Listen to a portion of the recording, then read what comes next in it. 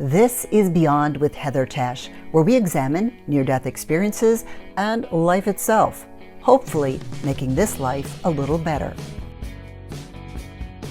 Hello everyone, thank you so much for joining me. Just when I think my guests can't get any more interesting, along comes Vinnie Tolman. Now we've covered so much already in parts 1, 2, and 3, and you can find links to those in the description. But there is still so much ahead. Vinnie is going to share details about heaven, and he is going to tell us what he saw in the future. But let's talk about heaven now, because you got there, and what did you see? Wow. Just the grass alone, I could write a book on. I really could. I could write a 1,000-page book just on the grass. Wow. The grass was the first thing that I perceived. I did have feet, like I had energetic toes and feet attached to me. So even in spirit, I felt like I had a humanoid type self. And as I was coming into the heaven space, I actually felt my feet touch the ground. But what was neat is I felt the grass come up and join my toes, like as I came down. And I felt like a softening, a loving embrace from just the grass. And then I started to feel this overwhelming love come to me from the grass. And it was like the grass was existing to love me. That's what it felt like. And I actually could hear music coming from the grass. And as I was allowing that presence, that love into me from the grass, the music was getting louder and it was crescendoing in a beautiful way. And then I started to notice an actual sweetness, a sensory of sweetness in my mouth coming over me from the grass. So the grass had a sound, a music, it had a sweetness, it had a smell, like this beautiful, sweet aroma. And it's so hard to describe because it's not something we have here. There's nothing here like this. And as I was experiencing this, I was just noticing all the different greens, just millions and millions of different greens I was picking up from the grass, as well as yellows and different forms and shades of green and yellow. And I was allowed to see that in my heaven body, my spirit body, I was actually perceiving all color. But in my human body, I couldn't. I could only see the little sliver of the color spectrum that we see with our physical eye. But I was seeing all these greens, these beautiful greens coming, and noticing that their light is very different. Because here, when we experience, let's say I'm standing in grass here. I'm seeing grass because the light, which is coming from the sun or some type of outside source, it's coming down, it's hitting the grass and bouncing off. And that's what allows me to see the grass. That's what allows me to perceive color and see grass. Well, the way light works there is everything is source light. There's no external sun. The sun is every individual item on that in our heaven space. So the grass itself had light and this bright, vibrant light coming from it. And as I was just stepping down in the grass, I was feeling this energy flowing through me in waves. And it came in like regular waves, almost like a heartbeat. And then I recognized that I could perceive every single individual cell or every single individual blade of grass that I was connecting to. And how important that grass was to me and how I missed it. I literally missed this grass that I didn't know I even knew. And that's when I started to feel this tremendous presence of source, of all-knowing coming into me and coming over my whole body, literally coming over my whole body. And that's when I realized that I was connecting to God. I was connecting to my Creator through some of His creations, some of the creations that I was experiencing in heaven. And that was just the grass. And as I was getting used to and getting an understanding of the grass, I was invited to perceive the flowers. And so I went from my consciousness, my perception, from the grass over into the flowers. And then I actually saw the flowers like up close, and almost like an insect would if they landed on a flower. Then I got to feel the presence of the flower and smell the flower and see the tremendous colors that you get just from the flowers. And then I perceived the trees, but the best was the water. As I was perceiving all this plant life, all these plants, and recognizing it was God, the creator, inside of all these things. As I was recognizing this, the water asked me, would you like us to come to you? Would you like the water on you? And I said yes. I was so excited about everything. I said yes. So the water, it came to me. It actually came to me, came up over my feet and started to wash up from my feet up my body. And as it did, I didn't get wet, but I got healed. And what's really beautiful about this part of my experience is the water itself, because it's so fluid and so healing, it was able to get into the energetic crooks and crannies of who I am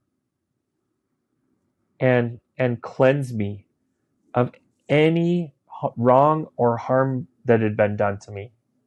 And I was an abused kid, heavily abused. And I had a lot of cracks and I had a lot of black holes. Those cracks were washed away and healed. And the black holes were completely filled with love, completely. And I was completely healed. This water was profoundly different than even the plants, because it was so life-giving. And it's also really neat when you hear of certain religious figures talking about how they are the water, they are the life of religion. And that to me is an essence of what the water really is for us. And the water in heaven is just absolute healing. It heals you of the worst traumas this earth can throw at you. Even after I had to let them go just to get into heaven, there was still a remnant effect. And the waters healed me completely. There was no amount of trauma that this life could have put on me that the water couldn't heal me in the first few seconds that it was working with me. But this was just the basics. This is just, everybody gets to experience this. And this was the basics of heaven. I still didn't even recognize that there was a building or anything yet. I knew that there was a building and that it was the university. But everything there exists as an extension of God. Everything. And then you start realizing that everyone who exists is an extension of God, including you. And that when you really connect to who you truly are, you're connecting to your God self, your higher self, your spirit, your soul. And when we do that, we're connecting to God. That's so beautiful. You mentioned the building, the university. Yeah. Can you tell us about that? So that is really cool. This building, it's for us to learn anything we want to learn.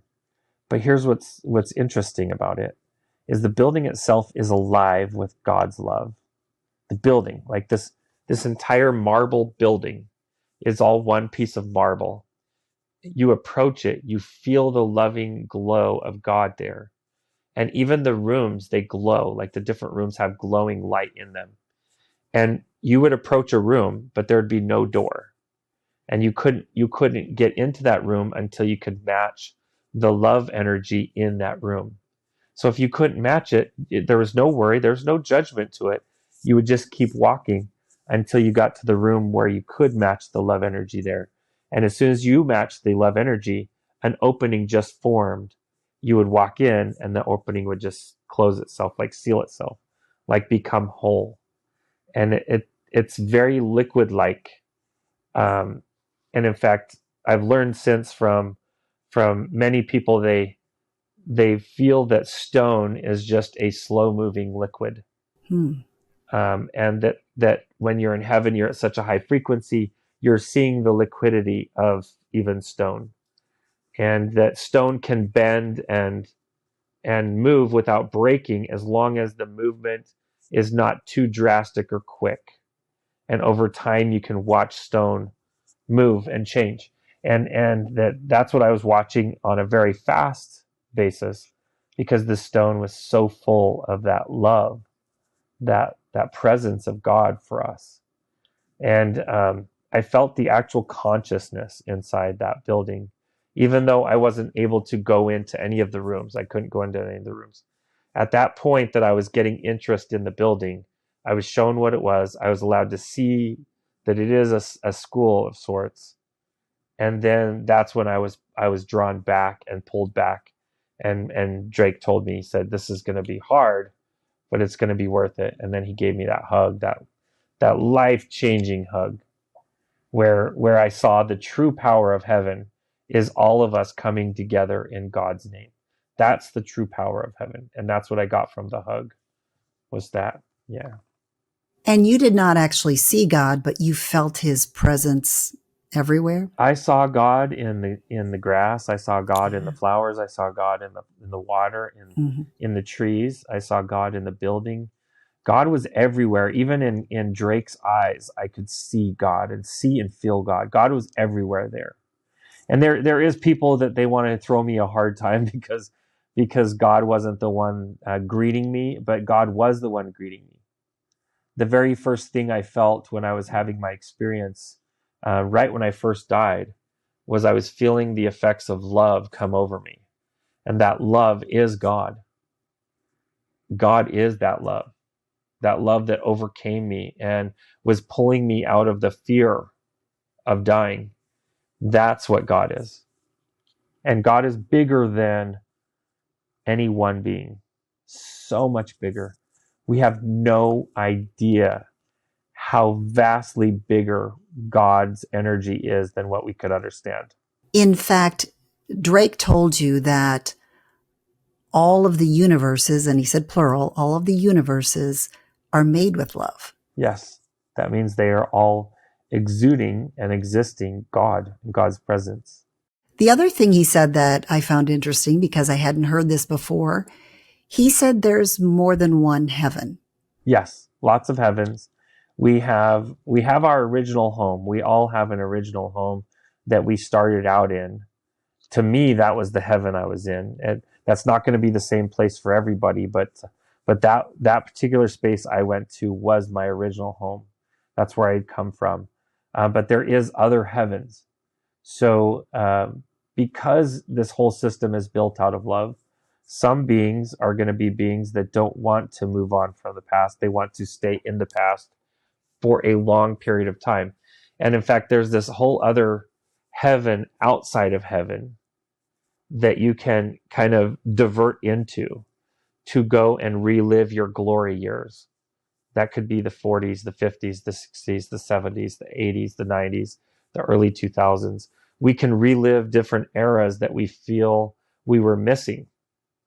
And in this space, there's a lot of mothers and fathers who lost their children, and they're actually living out their dream existence with that child's spirit so that they can watch the child grow up and graduate and hit the different milestones they felt they were missing. But it's very much all a healing space that we're going to get what we need and want. And if we don't like what we're getting and need, then we're given what we need and want. Exactly what we need and want. Yeah.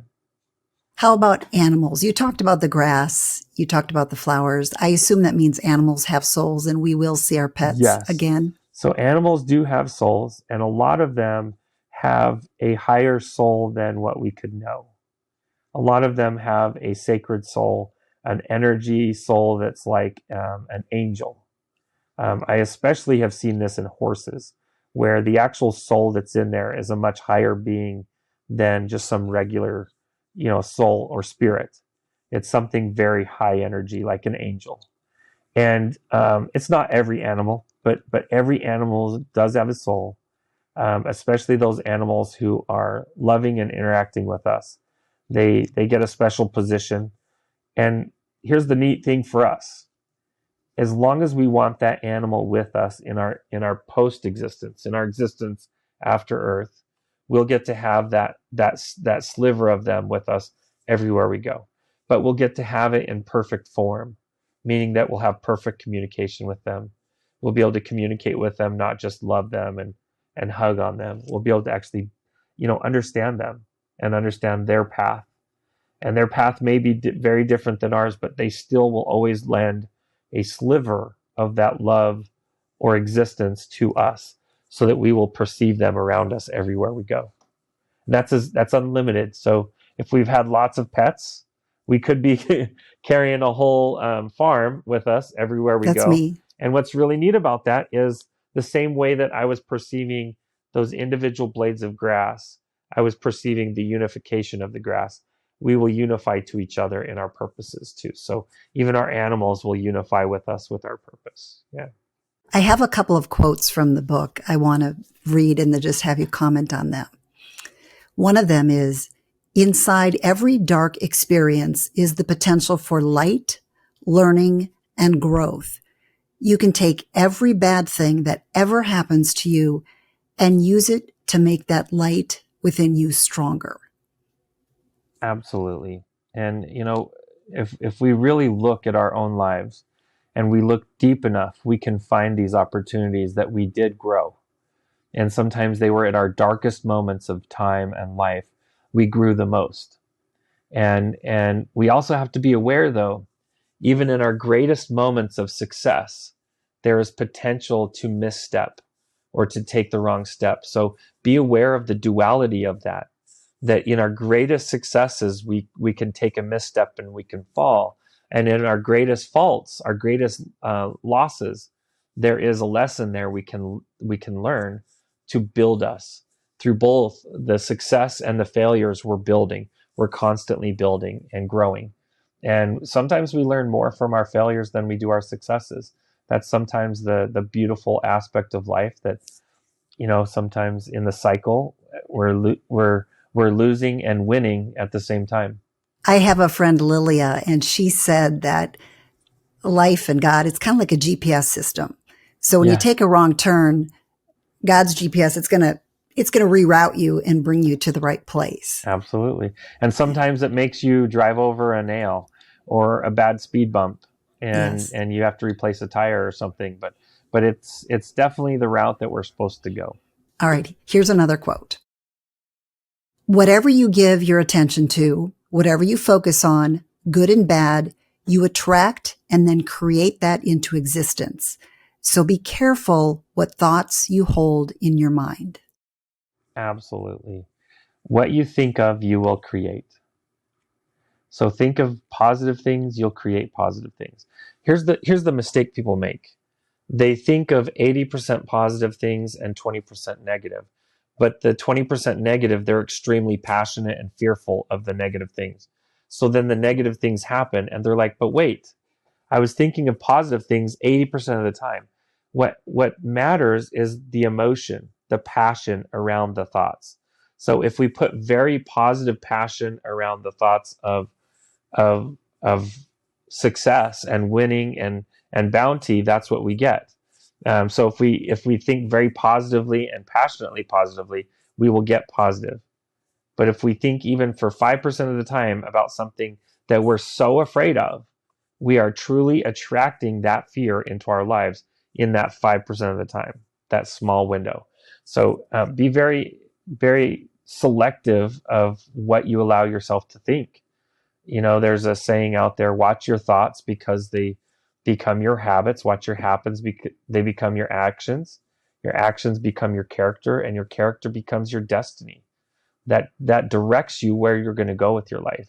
But it all starts with the thoughts. So watch your thoughts and control your thoughts. You'll control your habits. Your habits control your character, character, destiny, and destiny, the direction of your life. That's interesting because I hadn't realized that even that small percent, that can have an effect. I'm going to have to work on that. Well, what's funny is for a lot of people, you can think back to a big setback or something that negative Sure. happened in your life, and think about your thought processes right before. And you'll notice that you went real negative with passion for just a small percentage, not very long percentage, or maybe it was a low passion, but you're thinking about it all the time. Same thing. You're bringing it about with your thoughts. So, use your magic wands wisely. Your magic wands are your thoughts. Use your thoughts wisely. And before we go, I have to ask you this. You said you saw the future. Did you see anything past 2023? Yes. Yes and yes. Anything you can tell us? Yes. So, yeah, this is a fun one. There's going to be some major hardships coming, but they're going to build us to be better as a society, as a whole. And there's going to be great miracles happening in the very, very near future, where all logic will have to go out the window for you to even believe the miracles you're watching with your own eyes. Really? So we're going to be battling this logic and this ego within us, where we'll be watching something and everything within us is saying, everything outside of us is saying that can't be real. But everything inside our hearts is saying that is real. And so we'll have this battle of ego and heart, where your heart says what you just saw was real, but what was actually happening, your ego is saying can't be real. There's going to be a real reckoning with this, and part of it is going to involve the news. The news is going to portray certain events with the earth as very, very scary. And it's going to put a lot of the earth in a fearful state. But those who know that the light that is coming from this is amazing and absolutely perfection, so that we won't be afraid of these things that are happening. We'll embrace and lovingly embrace these things that are happening. And as it does happen, a lot of those who are embracing these events will be getting instant upgrades in their biochemistry. So much so that we don't need our cell phones near as much. We're not going to rely on cell phone technology or modern technology near as much. We're going to essentially step away a little bit from technology, those who go that path. And those who don't go that path, they stay veiled in the paradigm of fear. They will need technology even more. In fact, they will start crossing the border of putting technology in the body. And that's when we're going to watch society split. There will be those who embrace the technology inside the body, and those who will not do that for any reason. They will not do that, and we'll see society split a bit there. And is that in the next 10 years, the next 50 years, 100 years? Next 10 years. Yeah. Really? Yeah. It's interesting because I have heard so many people that have had near-death experiences say we're going to go through a very challenging time. Mm-hmm. But it's going to be worth it. But then it gets good. They all say it's going to be good. Yep. It's all worth it. And that's the one thing I see years of struggle, but I see on the outside of that the growth we get out of the struggle is so amazing. It's so beautiful. So we don't need to fear the hardship or the struggle. We need to just make sure that we get our core corrected so that God leads us through the struggle, not the news, not our apps, but God. God can lead us right through the struggle. And then it's not as much of a struggle. It's actually a lot easier. Yeah. Will there be things that people can look to try to go in the right direction when this happens? The weirdest thing is the place they're going to get the most direction is inside. Mm. There will be people that go to bed one night and wake up and say, "Oh, I'm moving to the Appalachian Mountains." And you're like, "Where?" They're like, "I don't know, but somewhere there." They will just have a knowing that they are going to move their physical self to this other location. Some of them will bring families, some of them won't. And these are going to be multiple locations all over the world. And after people start moving to these locations, we'll actually see little cities being built up in these groups. And we'll see other people going to the major cities, really in that paradigm of fear. And we're going to see very strong fear behavior. And fear behavior includes guns and violence and lots of that kind of stuff happening in those cities. So that's part of the scary stuff that's going to happen. But like I said, on the back end of it, we get such a separation between ego and spirit in society. And those who go the ego route, they're going to do everything that their phone tells them to do, everything that the news tells them to do, everything that governments tell them to do, they are going to do. But everybody who has that inner connection, they're going to follow whatever direction makes sense to them as long as it synchronizes with the inner connection. If it doesn't synchronize, they're going to be like, nope, I'm holding off on making a decision until I get an answer inside me, inside my heart. Yeah. You said things get better, but do they get better for both groups? No. Does the one group lift? No. Only one group gets better. The ego side, they essentially just slowly eradicate themselves off the face of the earth. And then what happens to them? They die. They die here, but then They just die, and they get to cleanse themselves, go to heaven, and then figure out a path from there. Yeah, they have. Okay. And who knows, and a lot of them, that may be their divine purpose, is to be here, to be in those waves that kind of finish off in the ego space or the fear space. But I think that a lot of them, it's to, because there is that apartheid or separation between higher and lower selves, that it has to happen. And that the earth is doing it on its own. The earth is on this trajectory where it is upgrading its energy. The entire planet is. In fact, the entire solar system is. People think that the earth is experiencing climate change. Well, do the math on this. The entire solar system is experiencing climate change. Like literally the entire solar system. That means the changes that are coming for the entire solar system, not just for Earth. And so as those systems and events are happening, it is going to be affecting the whole solar system, not just Earth.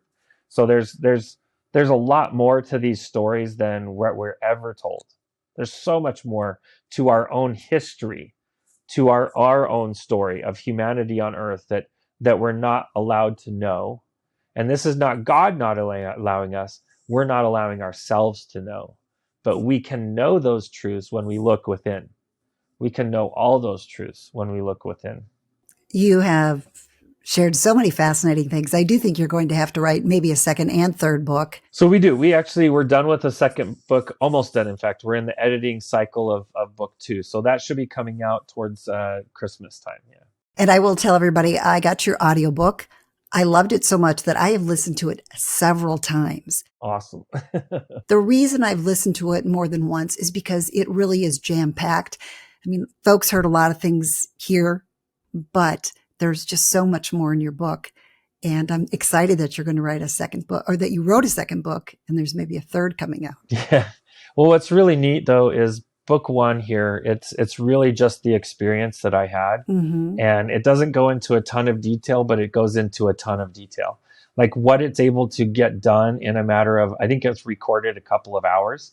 What it gets across in about 2 hours and 40 minutes of reading the book, it allows you to get a window of my experience, a really good, clear window. And then book 2 is just a workbook.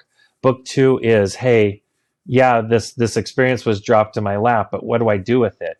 That's what book 2 is. Book 2 is a real world way of learning from the 10 principles that were given to me, and how to lovingly embrace them into your own personal religion, into your own personal beliefs and systems, so that you can become a better version of you. So if you're a Hindu, you become a better Hindu. If you're a Buddhist, you become a better Buddhist. If you're a Christian, you become a better Christian. And allowing yourself to become a better version of yourself through the workbook. Outside of religion, that's what it's there to do, is help you build that connection with God and be a better version of yourself. And I'm always one to say this, that I didn't have my experience for the world to know. I had my experience to help activate everyone's own connection with God so they can know their own answers, not just from my experience, but from all of the world. We can really connect to our Creator every single day, everywhere we go. We can do that. The things you've shared are really just so incredible. Well, they're so incredible to me that I still am impacted every single day Mm-hmm. by what happened over 20 years ago. Oh, yes. Now, granted, I was dead and in a coma for 3 days, but those 3 days are still changing me to this day. Those 3 days still impact me every single day. Yeah. In a positive way. And you are impacting people because you also do some coaching. Can you tell us about that? I do. So a lot of people from all sorts of income backgrounds, lifestyles, and jobs, they want a little personal help on bridging that connection with their creator. And so that's what I do is I sit down and we come up with some real life strategies on specific to them and their life on how to activate that connection with God or the creator in their own life, in their own religion, in their own paradigm. And that's what I do. It's a total dream job because I get to be what I consider a light worker, a worker of the light, to help others find the light in their own life. And it's an amazing, amazing experiences I've had, even since my experience in helping people discover their own light and follow it. I'll put a link in the description to that and also an Amazon link to your book. Do you want to let people know, though, the websites that they can go to? Yeah, absolutely. So they can find essentially everything on my nonprofit site, and that's livinggodslight.com. Again, livinggodslight.com.